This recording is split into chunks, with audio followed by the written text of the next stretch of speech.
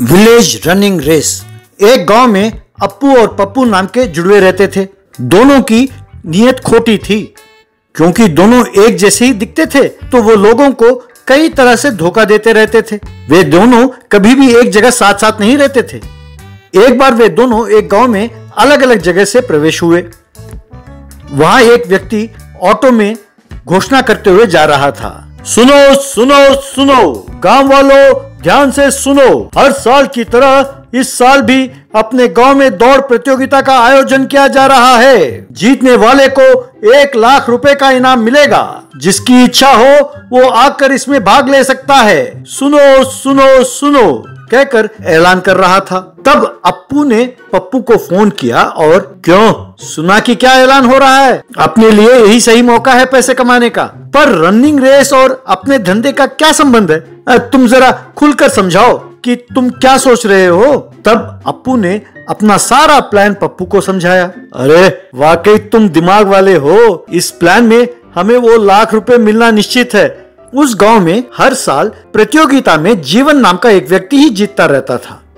जीवन अपने पत्नी से, ज्योति इस साल मुझे नहीं लगता कि मैं जीतूंगा, क्योंकि उम्र ढल रही है ना, पर अपने कर्ज चुकाना हो तो 1 लाख रुपए जीतना ही होगा। हे भगवान, किसी तरह मुझे इस प्रतियोगिता में विजयी बना दो। मैं आज से ही साधना शुरू करता हूँ। यूं उसका बेटा टिंकू के देखते देखते वो दौड़ना, वर्जिश करना वगैरह करता रहता था।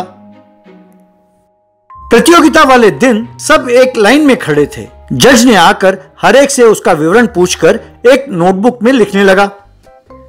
बाद में झंडा हिलाते ही प्रतियोगिता का प्रारंभ हुआ। सब तेजी से दौड़ने लगे, पर अप्पू उनके पीछे पीछे धीरे से भागने लगा। थोड़ी दूर सबके आगे निकलते ही वो चुपके से एक गली में चला गया। जीवन बहुत तेज दौड़ने लगा। फिनिशिंग लाइन के पास पप्पू एक गली से निकलकर प्रतियोगियों के आगे निकलकर तेजी से दौड़ने लगा। यूं सबसे आगे आकर वो लाइन को पार कर गया। लोगों ने खुश होकर ताली बजाई। उसे इनाम नहीं मिला तो जीवन बहुत निराश हुआ। टिंकू भी बहुत दुखी हुआ। जज ने पप्पू को 1 लाख रुपए दिए। तब लोगों ने ताली बजाई। घर पर ज्योति से जीवन, मुझे माफ करो ज्योति, मैं जीत नहीं पाया। अरे टिंकू, अब तुम्हारे स्कूल फीस और बुक्स के लिए पैसे कहां से लाऊं समझ नहीं पा रहा हूं। तुम्हारा स्कूल छुड़ाने के अलावा मुझे और कोई रास्ता दिखाई नहीं देता। ये सुनकर टिंकू बहुत दुखी हुआ। अगले दिन कहीं बाहर जा रहा था टिंकू, तो एक पेड़ के नीचे अप्पू और पप्पू को बात करते हुए देखा। तो उन्हें देखकर टिंकू हैरान हो गया। उनकी बातों को छिपकर सुनने लगा। अरे मूर्ख, कितनी बार कहा है कि यूं डायरेक्टली आकर ना मिलो। जो भी हो फोन पर ही बात किया करो। किसी ने हमें देख लिया तो बस सबको पता चल जाएगा कि हम जुड़वे हैं और हम लोगों को ठगते हैं। वैसे तुम्हें चाहिए क्या? अरे तेरा फोन नहीं लग रहा था, इसीलिए यहाँ आया। अभी परसों पड़ोसी गांव में दौड़ प्रतियोगिता है, वहां 2 लाख रुपए इनाम है। चलो उस गांव में जाकर उन्हें ठग कर पैसे कमाते हैं। ये बात सुनकर टिंकू को उनका छल समझ में आ गया। घर आकर ये बात अपने पिताजी से बताया। 2 दिन बाद रनिंग रेस के लिए सब लाइन में खड़े थे। झंडा हिलाते ही सब दौड़ने लगे। सब बहुत आराम से दौड़ रहे थे। तब अप्पू चिढ़कर कहने लगा, अरे तेज दौड़ो भाई, बारात में जा रहे हो क्या? इतने धीरे धीरे दौड़ रहे हो, चलो दौड़ो दौड़ो कहकर चिल्लाने लगा। अरे हम जैसे मर्जी दौड़े, तुम्हें क्या? तुम चाहो तो तेज दौड़ो, हम पैदल जाएंगे तो तुम्हें क्या? कहकर सब पैदल चलने लगे। ए दिमाग खराब है क्या? इसे क्या समझा है, रनिंग रेस या वॉकिंग रेस? क्यों रे कमीने, हम दौड़ेंगे तो तुम गली में चले जाओगे। वहां तुम्हारे जैसा एक और है ना, वो आगे दौड़कर जीत जाएगा। यही प्लान है ना तुम लोगों का? वहां गली में झांक रहे पप्पू के पीछे 2 पुलिस वाले खड़े हो गए। पप्पू ने पीछे मुड़कर उन्हें देखा तो वो दंग रह गया। क्यों बच्चों, शौक लगा है क्या? तुम्हारे जोड़ीदार के साथ पुलिस वालों ने भी प्रतियोगिता में भाग लिया है। वो अब तक उसे भी पकड़ चुके होंगे। चलो चलो दोनों को बिरयानी खिलाते हैं। यूं सब ने मिलकर उन दोनों की खूब पिटाई की। बाद में उस 1 लाख रुपए का इनाम ईमानदारी से जीतने वाले जीवन को सौंपा। तब जीवन और टिंकू बहुत खुश हुए। अप्पू और पप्पू जेल चले गए। Car race. एक गांव में बेटिंग राजा नाम का एक लड़का था। वो ऐसा कोई विषय नहीं था जिसके ऊपर वो बेटिंग नहीं लगाता था। एक दिन वो अपने दोस्तों से, ये छोटे छोटे बेटिंग से गुजारा नहीं होता है रे, हमारे गांव में कार रेस लगाने के लिए सोच रहा हूँ। कार रेस बोले तो लोग कूद पड़ेंगे, टिकट भी वसूल कर सकते हैं, शर्त लगाने के लिए लोग अपने घर तक बेच देंगे, क्या बोलता है? कहा। लेकिन हमारे गांव में किसी के पास कार ही नहीं है ना? पूछा। वही तुझ में और मुझ में फर्क है, देखते रहो, कह के बोला। कुछ दिनों के बाद एक मैदान में ग्रेट विलेज कार रेस करके एक बहुत बड़ा बोर्ड लगाया गया। लोग कतार में खड़े होकर एंट्री टिकट खरीदे।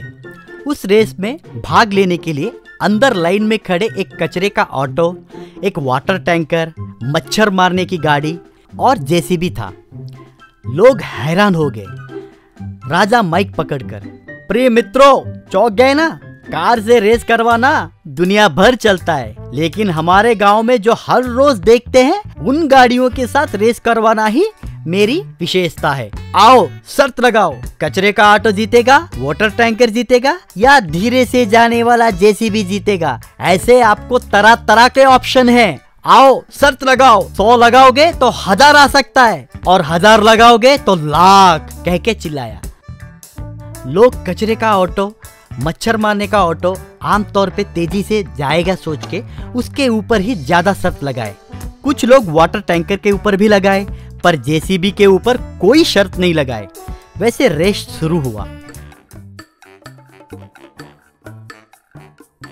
सभी गाड़ियां चलने लगी। लोग उत्सुकता से देखने लगे।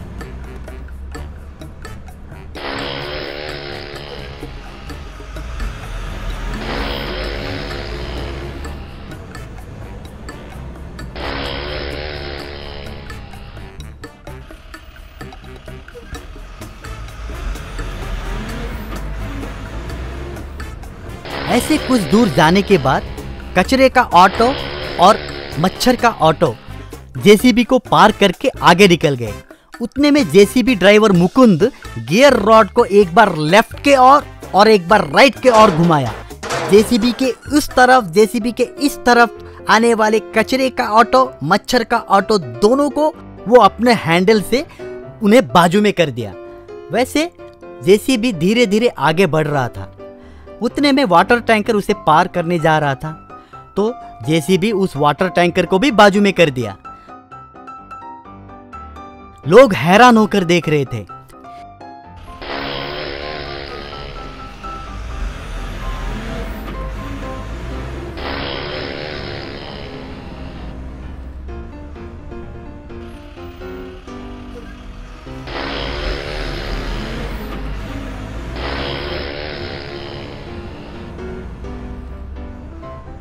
जेसीबी अकेले ही आगे जाकर जीत की रेखा पार कर दिया। लोग गुस्से में देख रहे थे। तभी बेटिंग राजा माइक में, देखा मेरे प्यारे मित्रों, जेसीबी को छोटी नजर से देखकर तुम लोग बहुत बड़ी गलती की। उसके ऊपर तुमने शर्त नहीं लगाया। वो कितना महान है अभी तो समझ में आया। फॉर्मूला 1 रेस में अगर जेसीबी को रख देने से कितना फायदा होगा अभी तो आपको मालूम हुआ ही होगा। कह के जब वो बोला, उतने में बेटिंग लगाए सारे लोग उसके चारों ओर जमा हो गए। क्या हुआ, डिसअपॉइंट हो गए? बेटर लक नेक्स्ट टाइम, कहा। तो सारे लोग मिलके उसे भरपूर पिटाई की और उसे ले जाकर पुलिस स्टेशन में डाल दी।